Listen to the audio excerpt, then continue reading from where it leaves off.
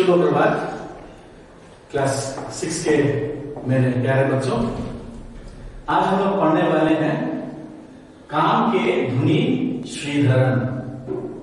ये एक बहुत ही महान व्यक्ति हैं और यह है उनकी तस्वीर, उनका चित्र। इन्हें लोग मेट्रो मैन के नाम से भी जानते हैं। आप लोगों ने शायद बहुतों ने मेट्रो की यात्रा की होगी, तो इंडिया में मेट्रो के लिए ये जाने जाते हैं और इन्हें लोगों ने नाम दिया है मेट्रो मैन ऑफ इंडिया।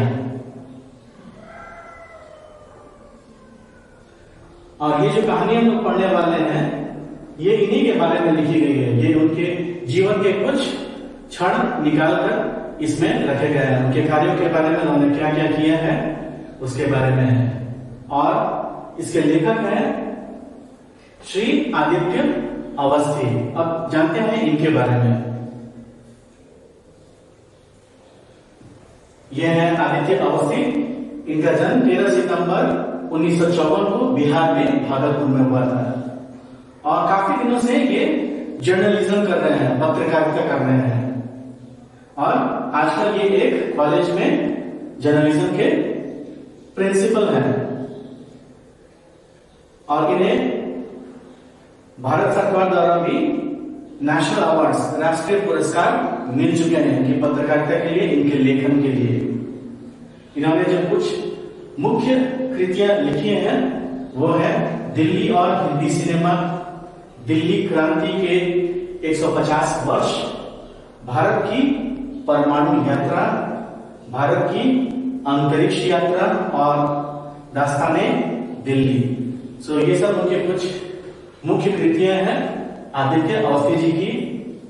और उन्होंने लिखा है ई श्रीधरन के बारे में, उनके जीवन के कुछ क्षण।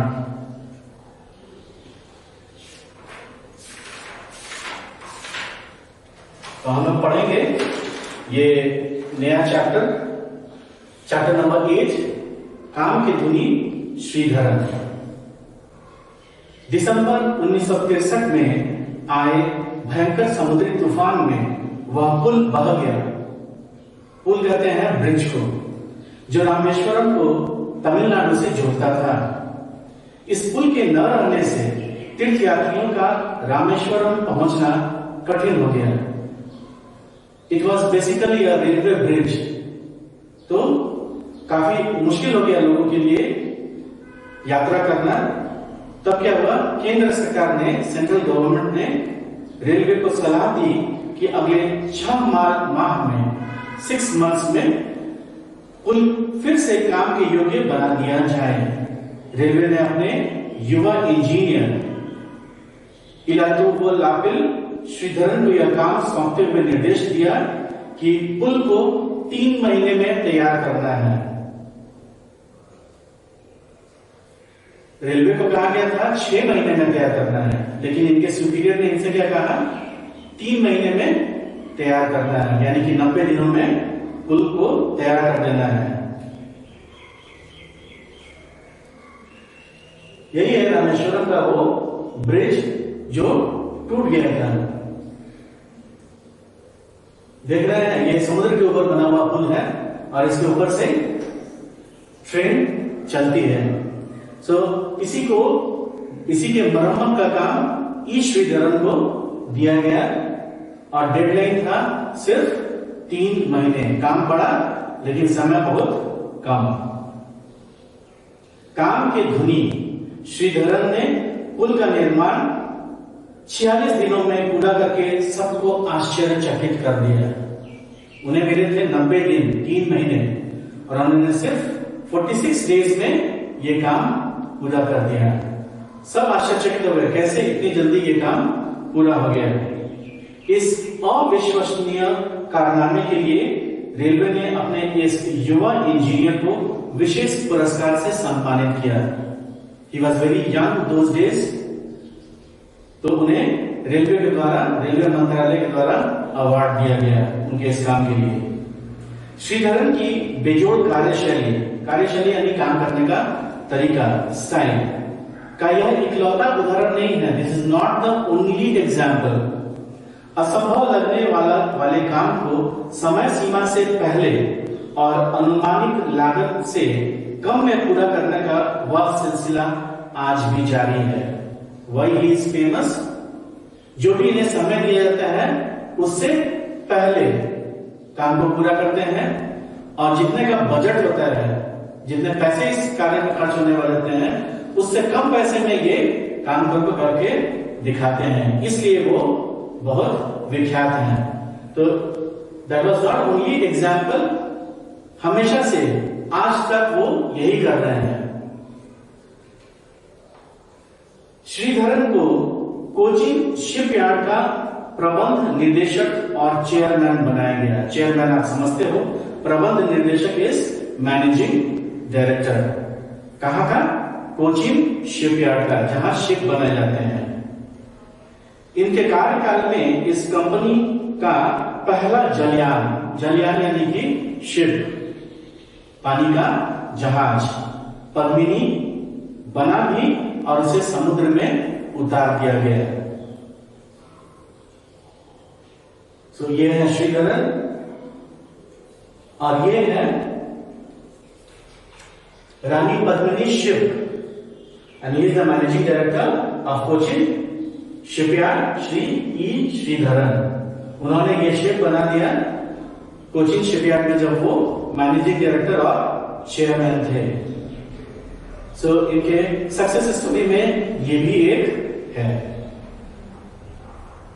इसके बाद इस इंजीनियर ने और क्या क्या किया है देखिए। भारत की पहली मेट्रो रेल परियोजना is a project. So metro project सबसे पहले कहां शुरू हुआ? कलकत्ता में। सो इसकी भी जिम्मेवारी इन्हें ही सौंपी गई। अपनी तरह की इस पहली सार्वजनिक परिवहन सेवा की योजना बनाने, उसे डिजाइन करने और योजना को कार्य रूप देने में श्रीधरन ने महत्वपूर्ण भूमिका निभाई। सार्वजनिक परिवहन, सार्वजनिक इज पब्लिक, परिवहन इज ट्रांसपोर्ट। इसके पहले इंडिया में मेट्रो नहीं थी। लोग ट्रेन्स में, लोकल ट्रेन्स में, बसेस में यात्रा करते थे, लेकिन मेट्रो ट्रेन नहीं थी। तो पहली बार इंडिया में मेट्रो ट्रेन चलने वाली थी, उसे बनाना था, बहुत ही ज्यादा काम था और इसकी जिम्मेवारी श्रीधरन को दी गई।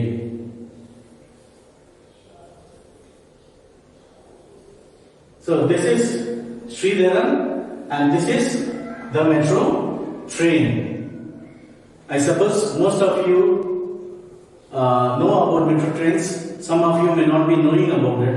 So this is the metro train. पहली मेट्रो सेवा के लिए कोलकाता को चुना गया। जमीन के नीचे कब सुरंगें बनी, कब वहां से मलबा निकाला गया और कहा गया, यह तो कलकत्ता के लोग भी नहीं जान पाए। मैं आपको बता दूं, यहां देखिए, ये एक टनल है। सो मेट्रो रोड के ऊपर से भी गुजरती है, ब्रिज पर से, और ये जमीन के अंदर may be 75 feet below the surface, वहां भी टनल में भी ये ट्रेन, मेट्रो ट्रेन चलती है। तो ये बहुत बड़ा काम था। अब टनल बनाने के लिए यहां से जो मिट्टी और जो भी चीज निकाली गई उसे कहां फेंकना है, तो ये सारे काम उन्होंने इतनी बखूबी किए कि किसी को पता भी नहीं चला कि कलकत्ता में मेट्रो का काम चल रहा है। सबने एक दिन दूरदर्शन पर देखा, those days only one TV was there, Doordarshan, DG. Doordarshan पर क्या देखा कि बंगाल की कुछ प्रमुख विभूतियां यानी कि महान व्यक्ति, may be the chief minister and other officials, metro के डिब्बे से खुशी खुशी बाहर आ रही हैं। यही है श्रीधरन की कार्यशैली। सो एक दिन कलकत्ता के लोगों ने टीवी पर देखा कि मेट्रो का उद्घाटन हो गया और लोग मेट्रो ट्रेन से बाहर आ रहे हैं। इसके पहले कब बना, कैसे बना, लोग अंदर गए, उन्होंने अंदर से मलबा निकाला, कहां फेंका, ये सब इतने अच्छे तरीके से हुआ कि किसी को इसका पता भी नहीं चला। वो कैसे काम करते थे? बिना कोई शोर शराबा किए हुए अपने हिस्से का काम अंजाम देते थे। यहां तो कोई भी कोई छोटा सा काम करता है तो वो 10 जगह बोलता है कि मैंने ये रोड बना दिया, मैंने ऐसा किया, मैंने वैसा किया। ऐसा इन्होंने श्रीधरन ने कभी भी कुछ भी नहीं किया। इसके बाद केंद्र सरकार कोंकण को रेलवे लाइन से जोड़ना चाहती थी। इसके पहले कोंकण रेलवे से जुड़ा नहीं था, यानी वहां ट्रेन नहीं चलती थी। तो यह है कोंकण रेलवे। तो सरकार ने फिर उन्हें एक नया काम दिया, प्रोजेक्ट आफ्टर प्रोजेक्ट। एक प्रोजेक्ट सक्सेस हुआ नहीं कि उन्हें फिर दूसरा काम दे दिया जाता था। लेकिन ये काम बहुत ही डिफिकल्ट था, तो इसे इम्पॉसिबल बोलते थे। क्यों? क्योंकि 760 किलोमीटर 760 किलोमीटर रेलवे लंबी लाइन बनानी थी। इस पर 150 पुल 150 ब्रिजेस बनाने थे और 93 सुरंगों का निर्माण होना था, 93 टनल्स बनाने थे। सो बहुत ही न होने सकने जैसा वाला काम था, असंभव सा काम। और कितने बार ये प्रोजेक्ट बना, लेकिन किसी ने इसका जिम्मा नहीं लिया। सो अंतिम में ये सौंपी गई ये जिम्मेवारी श्रीधरन को। यह काम श्रीधरन को सौंपा गया। इसके लिए भारतीय रेल ने पहली बार बनाओ, चलाओ और वापस करो, बिल्ड, ऑपरेट एंड ट्रांसफर जैसी प्रशासनिक व्यवस्था लागू की।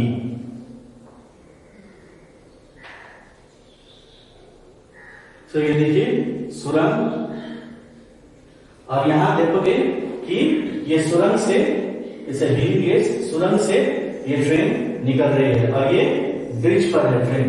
सो 150 ब्रिज और 90 से ऊपर सुरंगें थी टनल से, तो उसमें इन्होंने बनाया रेलवे लाइन, कोंकण रेलवे। अपनी तरह की इस अनोखी और विशेष मानी जाने वाली परियोजना को श्रीधरन ने 7 साल में पूरा करके एक नया कीर्तिमान स्थापित किया। कीर्तिमान is record. So with in 7 years he made this whole project possible. Now Konkan railway का काम पूरा होते होते श्रीधरन को दिल्ली में मेट्रो का जाल बिछाने का काम सौंप दिया गया। कलकत्ता मेट्रो का काम ये कर चुके थे, जो कि देश का पहला था। उसके बाद कोंकण रेलवे में इन्होंने ये काम किया, देश से जोड़ा कोंकण रेलवे को, कोंकण को। अब उन्हें काम दिया गया कहां का? दिल्ली मेट्रो का।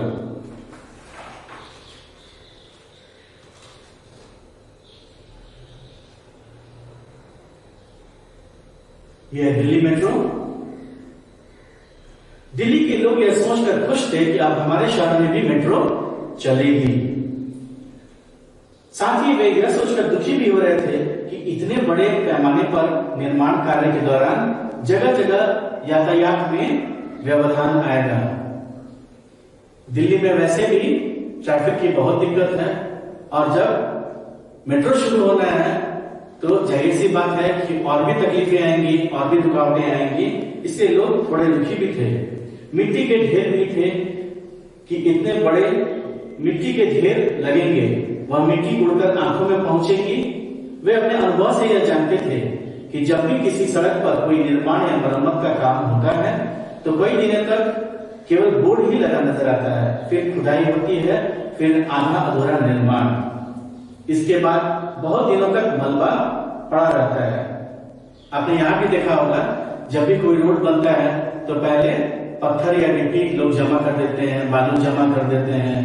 कितने दिनों तक लोगों को असुविधा होती है, ट्रांसपोर्ट रुक जाता है, लोग दूसरे रास्ते से जाते हैं। लेकिन दिल्ली में भी ऐसा नहीं हुआ।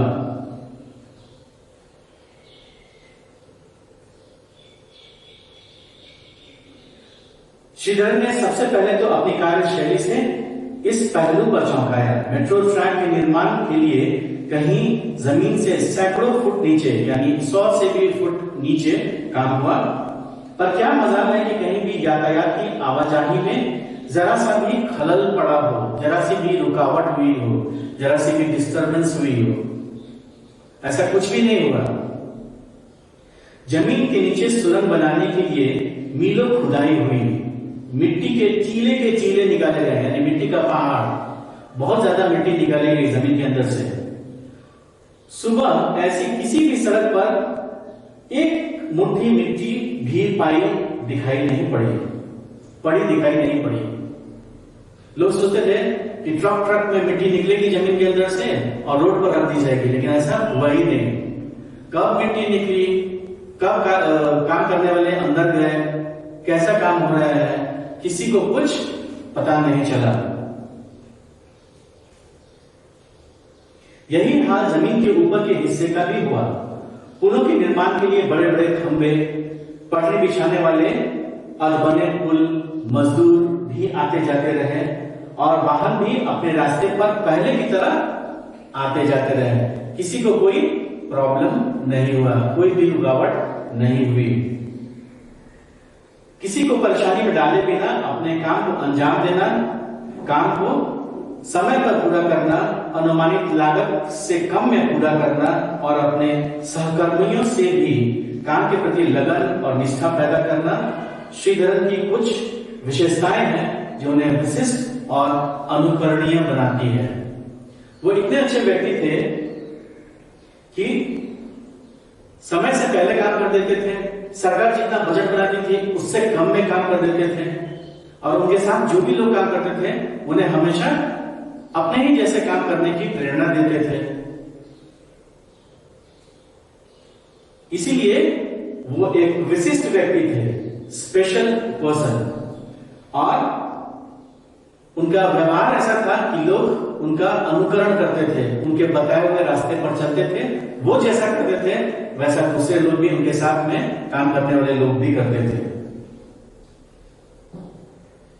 और उनके बनाए जो भी पुल, ब्रिजेस, टनल्स, मेट्रो जो भी वो करते थे वो हमेशा उच्च कोटि का होता था, हाई क्वालिटी का, हाई क्लास का होता था। दिल्ली मेट्रो की सफलता के बाद देश के अन्य प्रमुख महानगरों और शहरों में भी मेट्रो रेल का सिलसिला शुरू हुआ। तो सबसे पहले कलकत्ता के बाद दिल्ली, उसके बाद धीरे धीरे दूसरे महानगरों में भी ये मेट्रो का काम शुरू हुआ और उसमें भी वो इन्वॉल्व रहे। श्रीधरन इन परियोजनाओं के लिए योजनाएं बनाते, जितने भी प्रोजेक्ट होते उसमें इनका योगदान होता, वे प्लान्स बनाते और उन्हें क्रियान्वित करने के लिए कार्यक्रमों में सक्रिय रूप से भागीदार रहते थे और हमेशा उसमें पार्टिसिपेट करते थे। कहीं कहीं वो खुद नहीं जाते थे लेकिन उनके प्लान्स वहां काम करते थे। तो इस तरह से अपने जीवन में उन्होंने भारत सरकार के लिए, भारत के देशवासियों के लिए बहुत कुछ किया।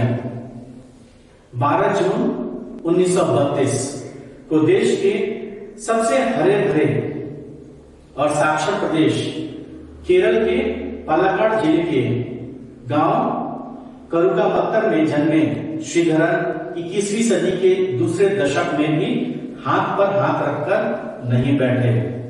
यहां पता चलता है कि वे केरल के पालक्काड के निवासी थे।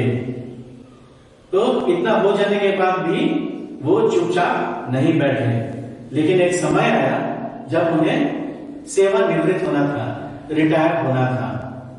अपनी पत्नी की माताश्री के स्वास्थ्य को देखते हुए उन्होंने यह निर्णय लिया कि वे अब उनकी सेवा में ही अपना समय बिताएंगे। उनके रिटायरमेंट का समय भी हो चुका था और उनकी सास, पत्नी की माता भी बीमार थी, तो उसके लिए उन्होंने सरकार से दरख्वास्त की कि अब मैं रिटायर होना चाहता हूं। तो वो रिटायर हो गए। चित्र में देख सकते हो, बूढ़े भी हो चुके हैं और रिटायर होकर कहां गए? केरला ही गए होंगे क्योंकि केरला उनका घर था। श्रीधरन का गृह राज्य, होम स्टेट, उनकी अद्वितीय सेवाओं का लाभ उठाने का अवसर नहीं गंवाना चाहता था। तो केरल सरकार, अभी जो सेंट्रल गवर्नमेंट से सेवानिवृत्त हो गए थे, रिटायर हो चुके थे, फिर भी जब वो अपने घर गए तब भी केरला की सरकार ने, केरला के स्टेट गवर्नमेंट ने उन्हें नहीं छोड़ा क्योंकि वो अद्वितीय थे, उनके जैसा और कोई नहीं था। केरल सरकार ने उनके निवास पर ही एक दफ्तर बनाकर कोच्चि मेट्रो रेल परियोजना का काम सौंपने में जरा भी देर नहीं लगाई। तो केरल सरकार ने भी फायदा उठाया, जबकि वो रिटायर हो चुके थे, फिर भी उनके घर में ही एक ऑफिस बना दिया कि उन्हें कहीं बाहर जाने की जरूरत नहीं पड़े। तो अपने घर में बैठे बैठे वो ऑफिस में भी काम करते थे। और उन्हें क्या प्रोजेक्ट दिया गया इस बार? Kochi metro rail. कर्म को ही जीवन मानने वाले अपने धुन के पक्के श्रीधरन इन दिनों अपनी सासू मां की सेवा शुश्रूषा के साथ साथ कोच्चि रेल परियोजना को मूर्त रूप देने में जुटे हुए हैं। मूर्त रूप यानी कि साकार करने में जुटे हुए हैं। तो अब तक हमने पढ़ा इनके बारे में। मेट्रो मैन इन्हें कहते हैं ई श्रीधरन। अपने पूरे जीवन काल में इन्होंने सिर्फ हम भारतीयों की सेवा की है अपने कार्य के द्वारा। ठीक है, तो इसी तरह से यह चैप्टर, यह पाठ काम के धुनी श्रीधरन खत्म होता है।